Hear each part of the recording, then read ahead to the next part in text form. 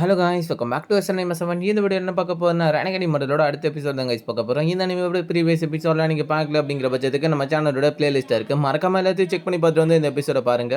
அப்போ தான் உங்களுக்கு இந்த அனிமையோட ஸ்டோரிலைன்ஸ் எல்லாமே புரியும். வாழவலன்னு பேசிக்கிட்டு நேரத்தை நடிக்காம டேரக்டாக நம்ம இன்னைக்கு எபிசோட்குள்ளே போவோம். போன எபிசோட கடைசி நம்ம என்ன பார்த்துருப்போம் அப்படின்னா, ஹீரோ கிட்ட அந்த 8th கிரேட் சேர்ந்த பிள்ளை எடுக்காத அப்படின்னுமா சன்டாய் சொல்லியிருப்பான். ஸோ அந்த வலைக்குள்ள போய் மாட்ட வேணாம் அப்படிங்கிற மாதிரி சன்டாய் சொன்னாலும் ஹீரோ எனக்கு அந்த கண்டிப்பாக 8th கிரேட் சேர்ந்த பில் தேவை அப்படின்ட்டு அந்த இதுக்குள்ளே யோசிச்சிருப்பான். இன்னைக்கு எபிசோடு அதுல இருந்து ஆரம்பிக்குது. எபிசோட ஆரம்பத்தில் அந்த ஹுவாங் ஃபேமிலியை தான் காமிக்கிறாங்க. அந்த இடத்துல இருக்கக்கூடிய அரண்மனைக்குள்ள ஆன்செஸ்டரையும் காமிச்சிக்கிட்டு இருக்க 4 வருஷத்துக்கு முன்னாடி வந்து இறந்து போயிருக்கான். இந்த விஷயம் ஏன் இப்போ வெளியே வருது அப்படிங்கிற மாதிரி அந்த இடத்துல இருக்கக்கூடிய ஆன்செஸ்டர் கேட்டுக்கிட்டு இருக்கு. அவங்க ஹுவாங் ஃபேமிலியோட கிளைப்பகுதியில் இருக்கக்கூடிய நபர்கள், அதாவது சப் பிரான்ச்சை சேர்ந்த ஆட்கள் அப்படிங்கிறதுனால விசாரணைகளை மேற்கொண்டு கண்டுபிடிக்கிறதுக்கு கொஞ்சம் நேரம் தாமதம் ஆயிடுச்சு. இப்போ என்ன பண்ணலாம் அப்படிங்கிறத நீங்க தான் ஆன்செஸ்டர் சொல்லணும், நடவடிக்கைகளை எடுக்கவும் அப்படிங்கிற மாதிரி கேட்டுக்கிட்டு இருக்க ஆன்செஸ்டரும் இது இப்போ வெளியே வந்தது அப்படிங்கிறதுனால இதுக்கு தண்டனைகள் கண்டிப்பா கிடைச்சாகணும். இதுல யார் யார் சம்பந்தப்பட்டிருக்காங்களோ எல்லாரும் கொல்லப்படுவாங்க. அப்புறம் இந்த விஷயத்தை ஹாங்மை கிட்ட ஒப்படைச்சிரு, அதாவது ஃபாக்ஸ் கேர்ள் கிட்ட ஒப்படைச்சிரு. அவ பிரிவுக்கு வந்து தன்னோட பதவியை நிலைநாட்டணும். அதே சமயத்துல அவளோட பிரிவை சேர்ந்த ஆட்கள் இப்ப காயமடைஞ்சிருக்கிறதுனால அவ போயிட்டு இதை தீர்த்து வைக்கிறது மூலியமா அவளுக்கு ஒரு பேர் கிடைக்கும் அப்படிங்கிற மாதிரி அந்த இடத்துக்குள்ள சொல்ல, முன்னாடி இருக்கணும் ஆன்சிஸ்டரோட கட்டளைகளை நான் ஏற்கிறேன், இப்போ இங்க இருந்து கிளம்புறேன் அப்படிங்கிற மாதிரி சொல்லிக்கிட்டு அந்த இடத்துக்குள்ள வந்து கிளம்பி போய்கிட்டு இருக்கும்போது யோசிச்சுக்கிட்டு இருக்கான். ஆன்சிஸ்டர் ஃபாக்ஸ் கேர்ள் இந்த இடத்துக்கு கூட்டு வந்தது இந்த குடும்ப விஷயங்கள்ல பெருசா தலையிட மாட்டாரு. இன்னையில இருந்து ஹாங்மை என்னோட நேரடி டிசேபிள் அப்படிங்கிற மாதிரி அந்த இடத்துக்குள்ள எல்லா மக்கள் எதிர்க்கும் அவர் அனௌன்ஸ் பண்ணிக்கிட்டு இருக்க ஆன்சிஸ்டர் இப்ப ஃபேமிலியை விட்டு வெளியாட்களை கூட உள்ளுக்குள்ளார சேர்க்க ஆரம்பிச்சிட்டாரு. அது மட்டும் இல்லாம ரத்தத்தை டிரான்ஸ்ஃபர் பண்ணக்கூடிய அந்த நுட்பத்துக்காக தன்னோட கட்டி விஷனை கூட அவரு தியாகம் பண்ணியிருக்காரு அந்த பொண்ணுக்காக. அப்புறம் குடும்பத்தோட பிரச்சனைகளோட இவ்வளவு பெரிய பொறுப்பையும் அவகிட்ட ஒப்படைச்சிருக்காரு. போற நிலைமையை பார்த்தா ஹேண்ட் சிஸ்டர் ஒட்டுமொத்த பதவியும் தூக்கி அவகிட்ட கொடுத்துருவாரு போல இருக்கு. இது ரொம்பவே மோசமா போய்கிட்டு இருக்கு அப்படிங்கிற மாதிரி அதுக்குள்ள வந்து யோசிச்சுக்கிட்டே அவன் கிளம்பி போய்கிட்டு இருக்கு. அவன் கிளம்பி போனதுக்கு அப்புறம் ஃபாக்ஸ்கள் இருக்கக்கூடிய இடத்தை தான் காமிக்கிறாங்க. அந்த இடத்துக்குள்ள சொன்ன மாதிரியே தகவல் வந்து சேர்ந்துருச்சு போல ஃபாக்ஸ்கள் ரன்யூன் பிளானட் அப்படிங்கிற மாதிரி சொல்லிக்கிட்டு அந்த இடத்துக்குள்ள இருந்து மேல பார்த்துட்டு ரன்யூன் பிளானட்டை பத்திட்டு பேசிக்கிட்டு இருக்க சரியான நேரத்துக்கு அந்த இடத்துக்குள்ள வேற ஒருத்தனை கூப்பிடுறா. சொல்லுங்க மிஸ் ஃபாக்ஸ் கேர்ள் அப்படிங்கிற மாதிரி அந்த இடத்துக்குள்ள அவனும் கேட்டுக்கிட்டு இருக்க, முன்னாடி வரவளோ எனக்கு ஃபேமிலில இருந்து ஒரு அறிக்கை வந்திருக்கு, நம்ம இதை முடிஞ்ச அளவுக்கு சீக்கிரமாவும் முடிக்கணும், அதே சமயத்துல ரொம்பவே பர்ஃபெக்டாவும் முடிக்கணும், இது ஃபேமிலில இருந்து வந்த முதல் உத்தரவு எனக்கு அப்படிங்கிற மாதிரி அந்த இடத்துக்குள்ள இருந்து சொல்லிக்கிட்டு இருக்க. அதை கேட்டுக்கிட்டு இருக்க அந்த இடத்துக்குள்ள கண்டிப்பா ரன்யூன் பிளானட்ல இருக்கிறவங்க middle stage of soul transformation ரிலீம்ல தான் இருக்காங்க, நான் middle stage of soul transformation ரிலீமோட பீக்ல இருக்கேன், நான் கண்டிப்பா பர்ஃபெக்ட்டா செஞ்சு முடிப்பேன்ற மாதிரி சொல்லிக்கிட்டு இருக்க. அவள அந்த இடத்துக்குள்ள இருந்து திரும்பி தன்னோட சாமிங் ஸ்கில்லை பயன்படுத்திக்கிட்டு இருக்கா. சரி கிளம்பு, உன்னோட வேலையை முடிச்சிட்டு சீக்கிரம் வா அப்படின்னு மாதிரி அவ சொல்லிக்கிட்டு இருக்கா. அதே சமயத்துல அவனும் எந்திரிச்சு போய்கிட்டு இருக்கான். ஃபாக்ஸ்களை இம்ப்ரெஸ் பண்ணும் அப்படிங்கிறதுக்காக இவன் இந்த இடத்துக்குள்ள எல்லா விஷயத்தையும் பண்ணிக்கிட்டு இருக்கா. அதே சமயத்துல ஃபாக்ஸ்களா அவளோட இடுப்பு பகுதியில் காமிக்கிறாங்க. அந்த இடத்துக்குள்ள வந்து ஏதோ ஒரு பிளாக் கலர் எனர்ஜி மாதிரி ரிலீஸ் ஆகிட்டு இருக்கா. அதை கண்ட்ரோல் பண்ணிக்கிட்டு இருக்கா. இதோட இந்த சீனையும் கட் பண்ண மேகமூட்டங்களுக்கு நடுவுல காமிக்கிறாங்க. அதெல்லாம் தாண்டி போனா ஏதோ ஒரு தண்ணிக்குள்ள சன் ஃபேமிலியை சேர்ந்தவனும் ஜாவோ ஃபேமிலியை சேர்ந்த ஆன்செஸ்டர்ஸ் ரெண்டு பேருமே பேசிக்கிட்டு இருக்காங்க. இந்த சின்ன பசங்களுக்கு இடையில ஒரு வதந்திகள் இருக்கு. அவனோட பேர் ஜியோமு அப்படின்னும் அவன் டெங்லிங் பிளானட்டா கூட தொடர்பு இருக்கிறதாவும் தண்டர் தூதுவர் அப்படின்னும் சில வதந்திகள் மக்களுக்கு இடையில பரவிக்கிட்டு இருக்கு. அவனோட உண்மையான மர்மங்கள் ரொம்ப ஆழமானதா இருக்கு. கண்டிப்பா நம்மளோட திட்டம் அவனுக்கு தெரிஞ்சிருக்கும், அவன் வரமாட்டான்ற மாதிரி சொல்லிக்கிட்டு இருக்க. சன் ஃபேமிலியை சேர்ந்தவனும் அசெண்டன்ட் சோலிலிமா சேர்ந்தவங்க இல்ல யாருக்கு தான் இந்த 8th கிரேட் பில்லு மேல பார்வை இல்லாத இருக்கும், அந்த பர்சனுக்கு கண்டிப்பா இது மேல ஒரு ஈர்ப்பு இருக்கணும். அது இல்லாம அவன் டோக்கனை அக்செப்ட் பண்ணிருக்கல, அவனை எப்படியாச்சும் இந்த மாத்திரையை வாங்க வச்சு அவங்க கிட்ட இந்த மாத்திரையை எடுத்து போய் நம்ம ஒப்படைக்கணும், அவ்வளவுதான். சென்னைகள் எப்படியாச்சும் முடியும் அப்படின்னு சொல்லிக்கிட்டு இருக்கா. ரான் ஃபேமிலியை சேர்ந்த ஆன்சிஸ்டர் சின்ன சின்ன பொடி பசங்களுக்கு இடையில தான் இந்த டொங்லிங் பிளானட் அண்ட் தண்டர் செலஸ்டியல் பிளானஸ் பத்தின இந்த வதந்திகள்லாம் இருக்கு. அது உண்மையா இருக்கணும் அப்படிங்கிறதுக்கான எந்த ஒரு ஆதாரமும் இல்லை. ஒருவேளை இந்த 8th கிரேட் சேர்ந்த பிள்ளை நம்ம ஒப்படைச்சாலும் ஹுவாங் ஃபேமிலியில இருக்கக்கூடிய ஆட்கள் வந்ததுக்கு அப்புறம் அவன் அந்த அளவுக்கு சக்தி வாய்ந்தவனா இல்லனா நம்மளோட ரன்யூன் பிளானட் கண்டிப்பா அழிக்கப்படுன்ற மாதிரி சொல்லிக்கிட்டு இருக்க. அந்த இடத்துக்குள்ள ஜாவோ ஃபேமிலியை சேர்ந்தவனும் தலையாட்டிக்கிட்டு இருக்க, என்ன பவர் சோதிக்கணும் அவ்வளவுதானே அப்படின்னு சொல்லிக்கிட்டு சன் ஃபேமிலியை சேர்ந்தவன் கிளம்பி போற மாதிரி காமிக்கிறாங்க. வாசலுக்கு வந்து அடுத்த நிமிஷமே தன்னோட எனர்ஜி ரிலீஸ் பண்ணிக்கிட்டு இருக்க. இதெல்லாம் நோட் பண்ற ஹீரோ அவன் வந்துட்டான். இவ்வளவு நேரம் பாதுகாத்துக்கிட்டு இருக்க அந்த பொண்ணு எந்திரிச்சு இவ்வளவு பவர்ஃபுல்லான ஆளா, எந்த செக்டர் சேர்ந்த ஆன்சிஸ்டர் அப்படின்ற மாதிரி யோசிச்சுக்கிட்டு இருக்க.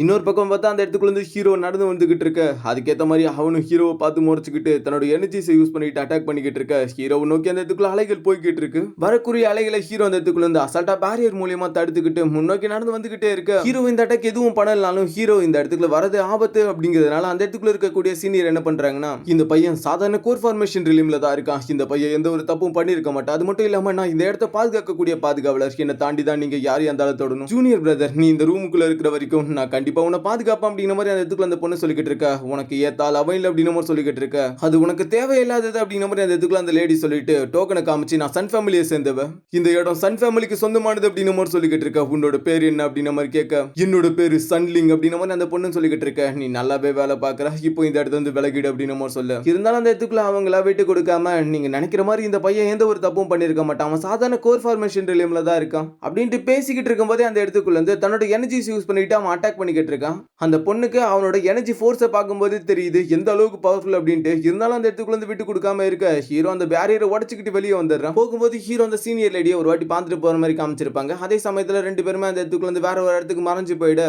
அந்த சீனியர் லேடியும் என்னால முடிஞ்சதை நான் அவனை பாதுகாக்கிறதுக்காக பண்ணேன், இதுக்கு மேல என்னால இதுவும் பண்ண முடியாது அப்படிங்கிற மாதிரி அந்த இடத்துக்குள்ள இருந்து அவங்க சொல்ல இதோட இந்த சீனை கட் பண்றாங்க. இன்னொரு பக்கம் அந்த இடத்துக்குள்ள இருந்து ரெண்டு பேருமே பயங்கரமா சண்டை போட்டுக்கிட்டு இருக்க சன் ஃபேமிலியை சேர்ந்தவன் சில ஸ்னேக்ஸை பயன்படுத்திக்கிட்டு அந்த இடத்துக்குள்ள இருந்து அட்டாக் பண்ணிக்கிட்டு இருக்கான். அதே சமயத்துல ஹீரோ அந்த இடத்துக்குள்ள பயங்கர வேகத்துல பறந்து வந்துகிட்டு ஒரே ஸ்லாஷ் தான் வரக்கூடிய எல்லா ஸ்னேக்ஸையும் அழிச்சு தள்ளிக்கிட்டு இருக்க. நேரத்தை வினாடிக்காம சன் ஃபேமிலியை சேர்ந்து அந்த இடத்துக்குள்ள இருந்து திரும்பவும் ஒரு சுழலை ஒன்று உருவாக்கிட்டு இருக்க, பிரம்மாண்ட உருவத்துல உருவாக்கிட்டு இருக்கு. இன்னொரு பக்கம் ஹீரோ தன்னோட தண்டரை பயன்படுத்திக்கிட்டு தண்டர் டிராகனை வர வச்சு அதன் மூலியமா அந்த இடத்துக்குள்ள இருந்து தண்டர் சூழலை உருவாக்க ஆரம்பிக்கிறான். பார்த்துக்கிட்டு இருக்க சன் ஃபேமிலியை சேர்ந்தவன் பயங்கரமான ஷாக்கு. ரெண்டு பேருமே அந்த இடத்துக்குள்ள விட்டு கொடுக்காம ஒரே நேரத்தில் அட்டாக் பண்ணிக்கிட்டு இருக்க. ரெண்டு ஒன்னோட ஒன்று மோதிக்கிட்டு இருக்கும்போது தண்டர் டிராகனை பயன்படுத்துறான் ஹீரோ. அந்த டிராகனை பயன்படுத்தி ஒரே அட்டாக் தான். போன வேகத்துக்கு இந்த சூழல்ல இருந்து அந்தாண்டு பக்கம் சூழல்ல இருக்கக்கூடிய அவனே அடிச்சு சதற விட்டுக்கிட்டு இருக்க. பின்னோக்கி பறந்து வந்துட்டு இந்த நபரோட கல்டிவேஷன் ரொம்பவே ஸ்ட்ராங்கா இருக்கு. இந்த நபர் மட்டும் இதுல சிக்கிக்கிட்டா ரன்யன் பிளானட் வரப்போற மிகப்பெரிய ஆபத்துல இருந்து தப்பிக்க ஏதாவது வாய்ப்புகள் கிடைக்கலாம் அப்படின்னு சொல்லிக்கிட்டு நான் ஹோஸ்ட் ஜூமோ உங்ககிட்ட எனக்கு எந்த ஒரு பகைகளும் இல்ல. என்னோட பிரிவை சேர்ந்த சில மாணவர்களை நீங்க பாதுகாத்ததா கேள்விப்பட்டேன். அதனால உங்களுக்கு ஒரு சின்ன பரிசை ஏற்பாடு பண்ண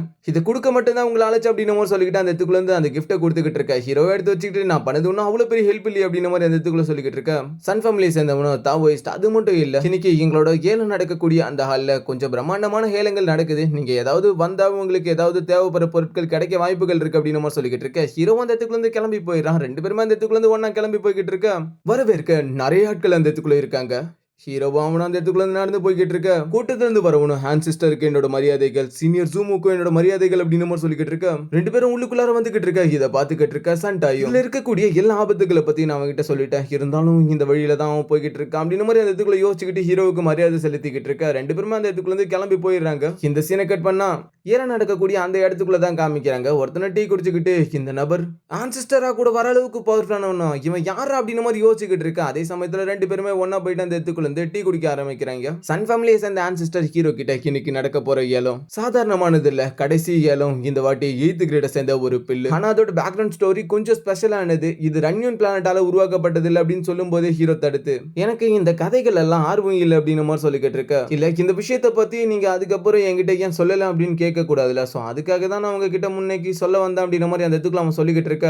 அப்படியே பேக்ரவுண்ட்ல இருந்து சவுண்ட் ஏலத்தோட கடைசி கட்டத்துக்கு வந்தாச்சு. ஏலத்தோட கடைசி பொருள் 8th கிரேட சேர்ந்த ஒரு பில். அந்த லேடி அந்த பில்ல பத்தின எல்லா விஷயங்களும் சொல்லிக்கிட்டு இருக்காங்க. இந்த பில் அசெண்டன்ட் சோல் ரிலேம்ல இருக்கக்கூடிய மக்களால மட்டும் தான் இதை எடுக்க முடியும். அதுக்கு கீழே இருக்கக்கூடிய நபர்கள் இதை எடுக்க முயற்சி செஞ்சா அவங்க அதே நொடியில சுக்குநூறா வெடிச்சு சதுரப்பட்டு இறப்பாங்க அப்படிங்கிற மாதிரி அந்த இடத்துக்குள்ள இருந்து அந்த லேடி சொல்லிக்கிட்டே இதை வாங்க யார் யாருக்கு விருப்பம் இருக்கு அப்படிங்கிற மாதிரி கேட்க நிறைய பேர் ஏலம் எடுக்கலான்னு போக அந்த இடத்துக்குள்ள இருக்கக்கூடிய நபர் இந்த ஏலத்துக்கும் ரன்யூன் பிளானட்டுக்கும் எந்த ஒரு சம்பந்தங்களும் இல்ல அப்படின்னா மட்டும் இந்த ஏலத்தை நீங்க எடுத்துக்கங்க அப்படின்னு மாதிரி சொல்ல எல்லாருமே அந்த இடத்துக்குள்ள ஷாக் ஆகிட்டு இருக்க. சிலர் சன் ஃபேமிலியை சேர்ந்த ஆன்சிஸ்டர் இதை எடுக்காம விற்கிறாங்கன்னா கண்டிப்பா இதுக்கு பின்னாடி ஏதோ ஒரு மர்மம் இருக்கும் அப்படின்னு சொல்லிக்கிட்டு அந்த இடத்துக்குள்ள இருக்கக்கூடிய யாருமே இதை விற்க ட்ரை பண்ணல. அந்த லேடி யாராவது வாங்குறீங்களான்னு கேட்டுக்கிட்டு இருக்க. பட் இருந்தாலும் அந்த இடத்துக்குள்ள சுத்தி இருக்கிற எல்லாருமே இன்னொருத்தங்களை தடுத்து நிறுத்திக்கிட்டு இருக்காங்க. எல்லாமே ரொம்ப அமைதியா போய்கிட்டு இருக்கு. அந்த லேடி அந்த இடத்துக்குள்ள ஆன்சிஸ்டர்ஸை பார்த்துக்கிட்டு இருக்கா. அவனும் ஹீரோவை பார்த்துக்கிட்டு இருக்க. ஹீரோ அமைதியா டீ குடிச்சுக்கிட்டு இருக்கான். ஹீரோ வாங்குவானா வாங்க மாட்டானான்ட்டு எல்லாரும் அந்த இடத்துக்குள்ள யோசிச்சுக்கிட்டு இருக்க. அப்ப இந்த 8th கிரேட சேர்ந்த பிள்ளை யாருமே வாங்குறதுக்கு துணியில அப்படின்னா திரும்பியும் ரன்யூன் பிளானட் கிட்டே இந்த பிள்ளை திரும்பவும் கொடுத்துடலாமா அப்படின்னு மாதிரி அந்த இடத்துக்குள்ள இருந்து அந்த லேடி சொல்லிக்கிட்டு இருக்க.